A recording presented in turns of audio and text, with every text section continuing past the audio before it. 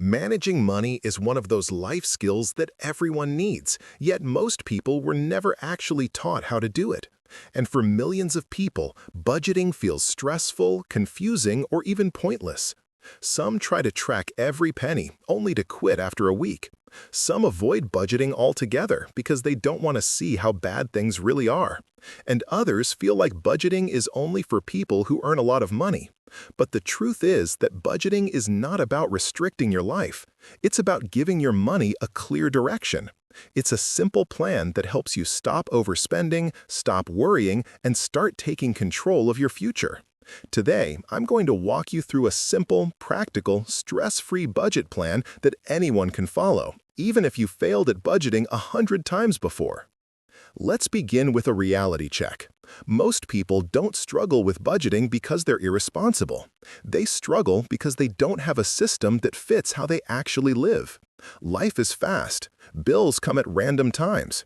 People get paid on different schedules. Emergencies happen. Expenses change. So instead of trying to track every small detail, the secret is to build a budget that is flexible, simple, and easy enough that you can actually stick to it. The first step is what I call knowing your real number. This number is the amount you absolutely need to get through the month. It includes rent, utilities, food, transportation, phone bill, and essentials you cannot function without. Don't include entertainment, shopping, or non-essentials yet. Most people guess this number wrong by hundreds of dollars. But once you calculate it for real, something powerful happens. You suddenly see how much of your income is already spoken for, and how much is left for everything else. This number is your foundation. The next step is building your three-category budget, which is the simplest budgeting method ever created. You don't need 10 categories, spreadsheets, or complicated apps. You only need three groups: needs, wants, and future. It sounds basic, but it works because it reflects real human behavior. Needs are your survival items: rent, food, transportation. Wants are the fun parts of life: movies, clothes, eating out. Future is the smart part: savings, debt payments, emergency fund, investments. Instead of trying to track 40 categories, you simply divide your income into these three. Now, let me show you how to make this system even easier. Use the 60-30-10 rule if you're new to budgeting. 60% of your income goes to needs, 30% goes to wants, and 10% goes to your future. It doesn't matter whether you make a lot or a little. What matters is building the habit of putting money in all three directions. If your needs are higher than 60%, that's totally normal for many people. If that happens, reduce your wants category and put more into needs until you stabilize. Let's talk about something that destroys budgets silently: untracked microspending. Those small daily expenses you don't think about: coffee, snacks, subscriptions, small impulse buys. Each one seems tiny, but they quietly add up to hundreds each month. Budgeting doesn't mean eliminating these things, it means being conscious of them. That's why at the beginning you don't need to cut them, you just need to see them. Now, here is the key step that transforms everything: the weekly reset. Most budgets fail because people only look at their money once a month. But successful budgeting happens in small, quick check-ins. Once a week, spend 5 minutes looking at your spending, not judging yourself, not feeling guilty, just checking. You adjust your wants category, move a little money around, and stay on track. Weekly resets make budgeting flexible and realistic. Let's also discuss something that many people misunderstand. A budget is not a punishment. A good budget should feel like freedom, not restriction. You're not cutting fun from your life, you're deciding how much fun you can afford without stress.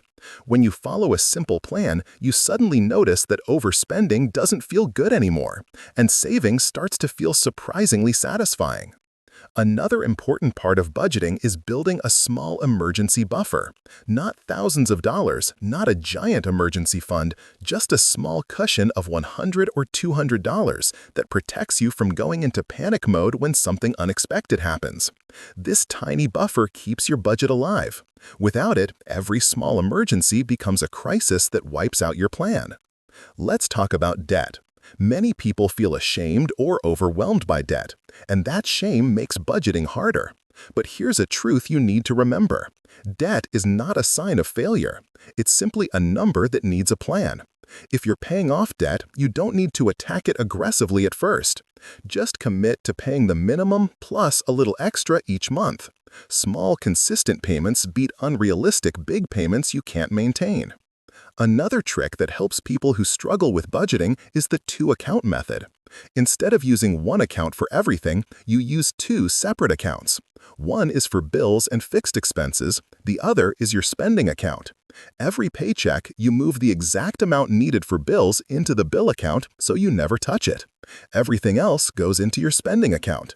This prevents accidental overspending because you can clearly see what money is safe to use. Let's talk about self-control for a moment. People often say they lack discipline, but the truth is most people don't need more discipline. They need a better system. Discipline works for a day. Systems work for a lifetime. That's why your budget should require the least amount of willpower possible. Simple rules, simple categories, simple resets. Let's fast forward to the future. When you follow this simple plan, something amazing happens after a few months. Your spending becomes predictable, your stress goes down, you stop guessing where your money went. You start saving without even trying. You begin to realize that budgeting isn't about being strict, it's about being aware. And the biggest mindset shift is this: your budget is not there to limit your life. It's there to build the life you actually want. Whether it's saving for a car, moving to a better place, traveling, helping your family, or just living without stress, budgeting is the tool that gets you there. It gives you control, confidence, and clarity. In the end, budgeting is not about numbers, it's about habits. It's about protecting your peace. It's about knowing that you're moving in the right direction. Even if you start small, even if your income is low, even if you failed before, the moment you create a simple system, your entire financial life begins to shift. All you need is a plan that you can actually follow.